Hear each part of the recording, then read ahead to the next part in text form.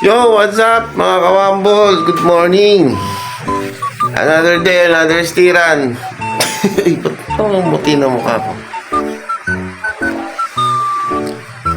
So, ayun no, share ko lang sa inyo no. Medyo may nakakalungkot na balita o pangyayari na naman. So, alam niyo na pag mga ganyan, yung nahuli na naman yung bilyar. May nanghuli na naman. Hinuli na naman yung bilyar, mga kawambol, no?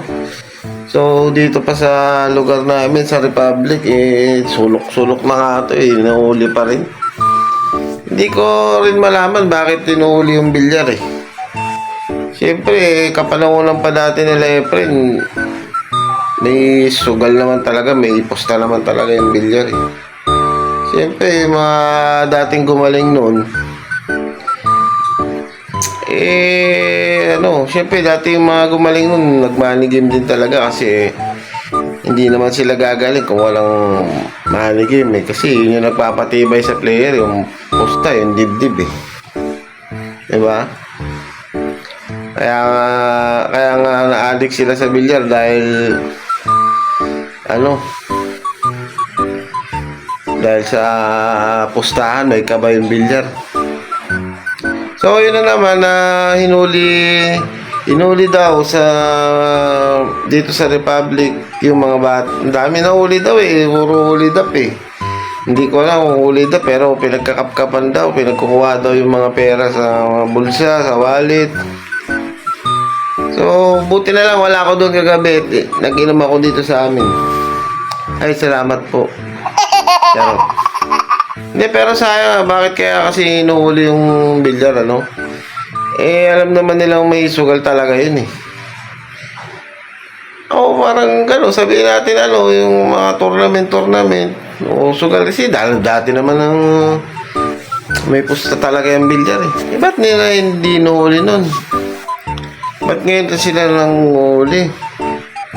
Sana nga, magawa ng paraan yan, Kaya, Mr. President, baka naman, si Manny Pacquiao, uso-uso yung bilyar sa atin, Sana wala nang hulihan ng, bilyar.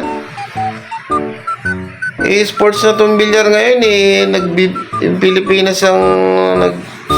Pilipinas ang pinakamagagaling na may bilyarista sa atin, Kung sa NBA, kung sa basketball, NBA, ang Amerika ang pinakamagagaling sa basketball. Sa bilyar, nasa Pilipinas po ang pinakamagagaling na bilyarista. Maawa na po kayo, nagbibigay pong karangalan tong mga player dito. Nagbibigay ng gold. Palagi po tayong champion sa ibang bansa. Maawa na kayo. Ano ba nangyari sa inyo?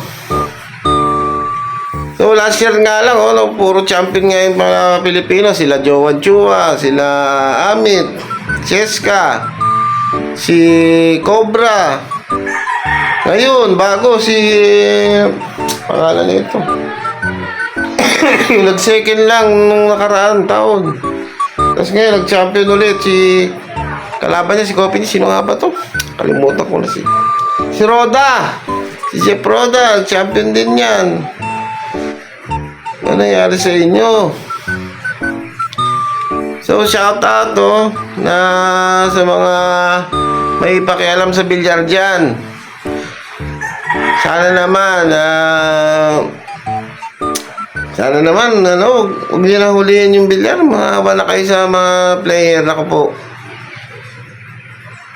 Yung nahuli pa naman kagabi na player na isa, galing pa malayo yun. 1 linggo na dito, hindi pa nakakain na masarap. Naunahan niyo pa makarekurso. So, sana pis-pis na lang. Wala lang ganyan-ganyan. Dati naman walang ganyan. Wala namang hulihan sa bilyar. Ako po. So, sana pis-pis na lang mga kamambol. Wag nang wala nang huli na ganyan. Maawa na kayo sa mga Huli niya yung mga big time, yung mga nagasabog, tsaka yung mga Mas malaki doon eh. Ayan. Yan. Kaya so sana sa mga champion natin dyan. Champion natin dyan sa Pilipinas. Sa mga player natin. Sila Carlo Biado, sila Champ Efren. Sana naman medyo magsalita din kayo para ano. Kayo yung mga champion dito eh. Paglaban nyo naman yung bilyar dito sa Pilipinas, hindi yung nasa taas na kasi kayo kaya parang wala na kayo pakialam sa maliliit.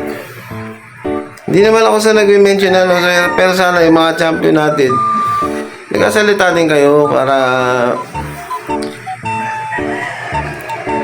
basta ganun. Alam nyo na siguro yun sa mga sarili nyo.